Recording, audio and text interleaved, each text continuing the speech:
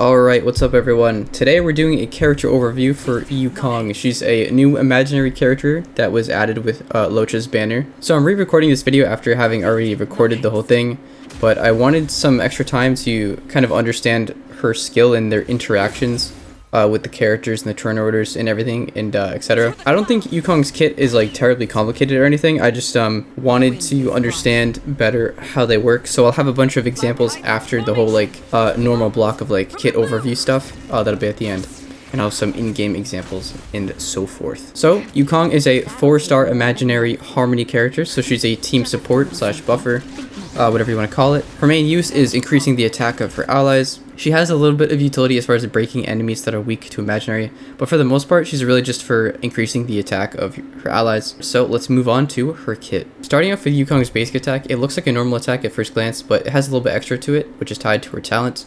This will increase the damage overall, just extra imaginary damage to her basic attack, as well as it deals twice as much damage to the toughness bar, which is a 1-turn cooldown. That was the extra utility I was talking about, where her basic attack will deal extra damage to the white toughness bar of imaginary weak enemies, with a cooldown, of course. Moving on to Yukong's skill, this is the main use of her kit. This is her support skill. So when you use her skill, she'll get 2 stacks of Roaring Bowstrings. While Roaring Bowstrings is active, it increases the attack of all allies by 40%. Every time an ally's turn ends, she loses one of these stacks. So this won't last for a full rotation of characters, it only lasts for the next 2. But in the examples, you'll see how this can be kind of manipulated to do a little bit extra. So you might think, if this only works for the next 2 allies' turns, like, why doesn't it just apply to 2 out of the 3 allies? You'll see in the examples later how we can use this attack buff that applies to all allies before those 2 stacks go away. Next is her ultimate. If Roaring Bowstrings is active, increases crit rate, crit damage of your allies. Also, it'll do imaginary damage to a single enemy, so single target attack.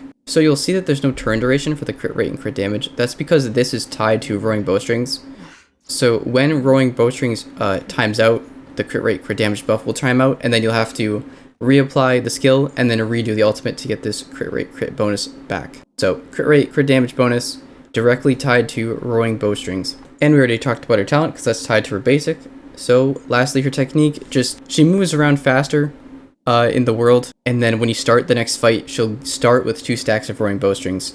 So that's it for Yukong's kit. The main thing about her kit is that she does this attack increase for all allies. And then if this is active when you use her ultimate, also gets a crit rate, crit damage bonus for all allies as well. That's really pretty much all her kit is, so yeah. Moving on to bonus abilities and traces. The first one, she gets to resist a debuff application 1 time, which has a 2-turn cooldown. That's always nice.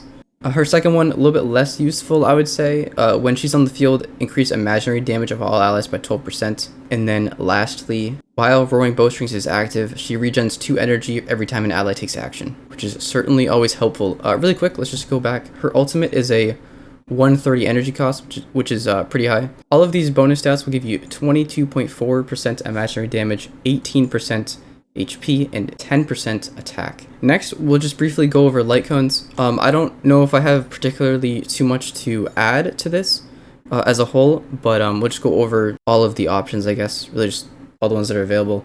So the one that's on the light cone banner for her is Dance Dance Dance. This just advances all allies' actions forward after the wearer uses ultimate. And for the other ones, we'll start here with the Bronia's cone. This does not work with her. I tried it earlier, I was just curious. Obviously her ultimate is an attack, but the ultimate also does increase crit rate, crit damage of allies. So I thought maybe since the ultimate is affecting the skill status of allies that maybe this would work, but it does not. I tested it. This does not regen 1 skill point, so you aren't using the ultimate directly on an ally. That is why this effect doesn't work.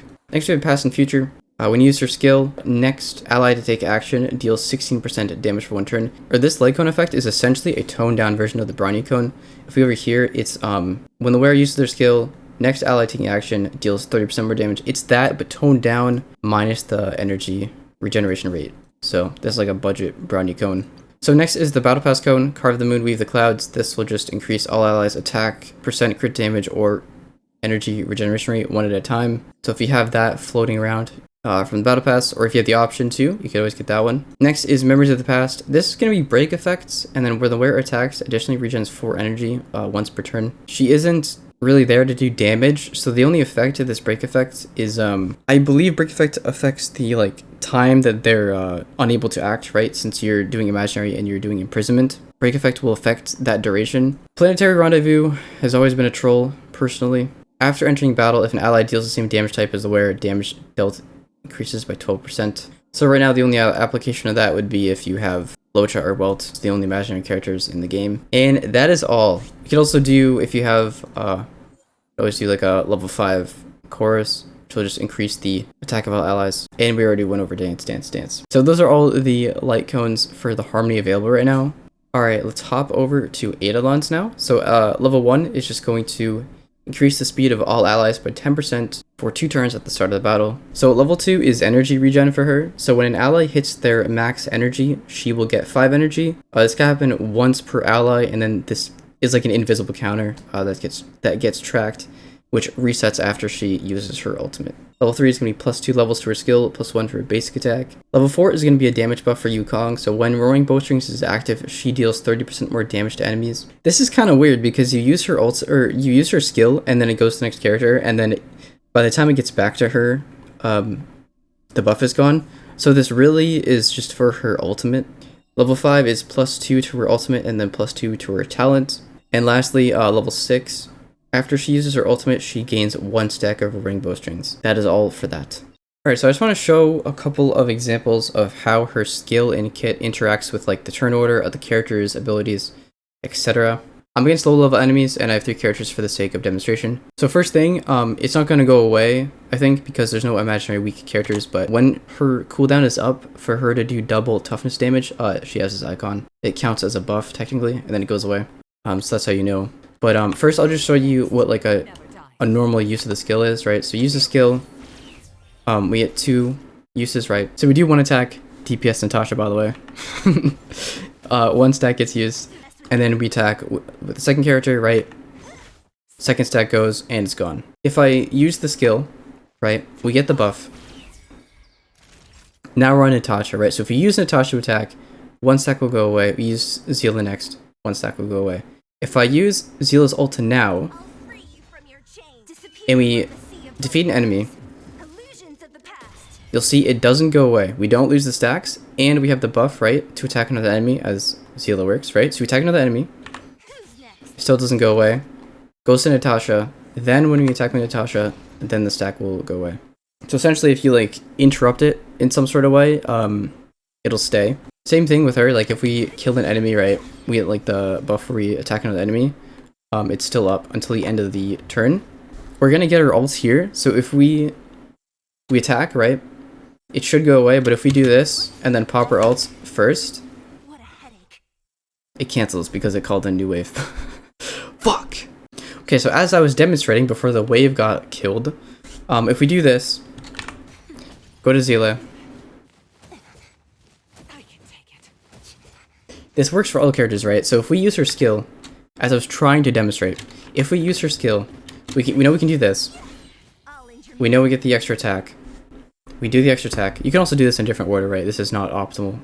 You can use her skill and then her ultimate before it goes away, or before it goes to the next character, and the buff stays until the end. So it'll disappear after everything's gone. And now it's gone. I hope that makes sense. As I was saying earlier, if we use her skill and then her ultimate, this will give the crit rate crit damage, which is tied to the duration of Roaring Bowstrings. It like is an addendum to the Roaring Bowstrings ability, so you'll see it's not a separate one, it's just added to the current thing. So if we attack and then attack, it'll go away, and then and then it goes away. So the main point is that you can stretch her Roaring Bowstrings buff in a couple different ways. Like, for example, as you saw, you can interrupt the current character with a different character's ultimate, and it'll still gain that buff, but it won't lose the stack of Roaring Bowstrings. As well as you can like use your normal attack or skill straight into the ultimate before it goes to the next character, and then it'll keep the Roaring Bowstrings buff. I hope that makes sense, but yeah. Alright, so that's it for Yukong. I've been liking her a lot. I haven't used her a whole lot, but I've leveled her up a little bit. She seems pretty powerful, even though I haven't leveled up her traces at all. generally. Oh, don't mind. This is for testing. Don't mind that. I really like how she plays. She can be a little awkward with the way her skill works. Definitely an alternative to someone like Tingyun, although Tingyun is energy related, whereas Yukong is entirely just attack focused, attack bonus focused, I should say. So that is all. If you have any questions, let me know as always. But otherwise, thank you for watching. Goodbye.